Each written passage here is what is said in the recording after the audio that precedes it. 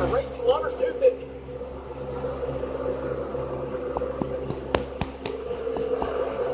Already 3 wide. See some of these guys trying to take advantage of the invert. Got a few drivers up here that typically don't start toward the front. Contact almost there with Tommy. 44. But Brandon able to clear it. Now Brandon Jones has the lead. Know where he was starting. That was expected. That's what he was expected to happen. Chase Briscoe there in that 98 car.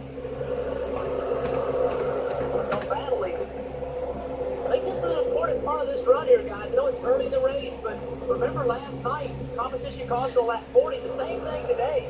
One less set of tires today. So our team's going to be able to fit on lap 40? Probably not, so they're going to have to save a little tire right here. Yeah, Chase Briscoe's been one of them there in the second spot. As we look out for Allgaier's car here. But Briscoe's been one of the best. When we made these double headers, they made good adjustments and jumped back to run very well in the second of the double header.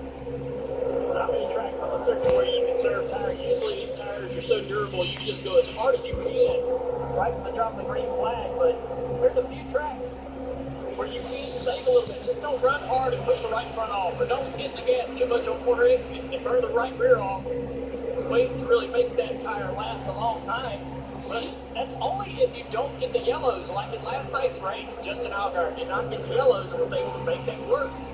The short run cars like Justin Haley, though, are hoping to get those late yellows. They're so quick on the short run. Right, Earth lost 4 spots since the start of the race. That 18 car. Haley just went by him. You know, if I'm Riley Spotter right now, I'm just saying, hey, look, we're okay. It's a long race, long way to go. Just don't burn the tires off of it right here. That's the fastest car from last night right in front of you.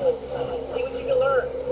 Yeah, we saw Riley go 3 wide in the middle of turn 1 and 2 just after taking the green flag. That cost him, as it turns out. But there's a lot to be gained from riding there behind Justin Haley, who once again looks like he has a really good car. And he talked about not being on the brakes as much. And if you can make your car drive just a little bit better, then you don't have to apply as much brake. And that's going to help you have better tires at the end of the long run, too. DJ, that black number 18 car, Riley Herbst, we were talking about as we watched the battle for the lead between Brandon Jones and Chase Briscoe on the left. We saw the Gibbs cars absolutely struggle. Kind of as a whole across the company, they went a different direction today. So far, working out, Brandon Jones up front, Riley Herbst sitting in 10th. So patience early for these young Gibbs drivers. They kind of feel out a brand new setup versus what they had last night. Hey, guys, what I think is difficult about that is when, you know, compare that to what Justin Allgaier is doing. Justin is building and making small changes on his car where these guys are making huge changes. So, Junior, you mentioned it. Try not to take off quite as hard. But if you're not running 100%, you don't really know what your car is doing. So that makes those next changes that are so important, it makes them difficult to decide what you want to do. Contact here in the back of the 39 car. See, Escarala getting aggressive with Zeke. Zeke's not a guy that I think takes that too well. You'll get it back. Yeah, Dad's not giving any opportunities to run, though, so he's ready to go forward and do all that he can do.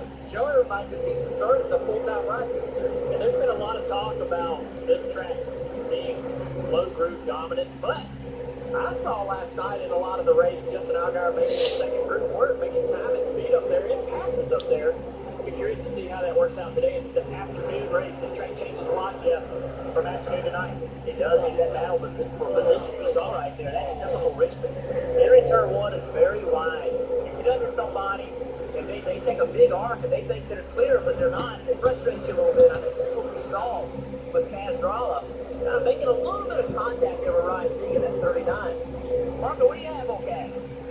Well, Jeff, you mentioned a little bit earlier ago about following Justin Allgaier, because he won the race yesterday. Well, Gas did something interesting in last night's race in stage 1. He followed Kyle Busch. He thought, well, if I follow this guy who's been so successful, I'll learn more about saving tires and how hard to go. Well, guess what? At the end of stage 1, he saved so well following Kyle Busch, he passed him 3 wide in turn 3. And that was a pretty cool moment, but from that point on, I knew exactly how to save the tires. He had a great top 10 run, Marty. I want to tap into the driver wisdom we have in the booth today. It's been interesting. It started cloudy and cool. Now you see the sun has come out as Chase Briscoe tries to track down Brandon Jones.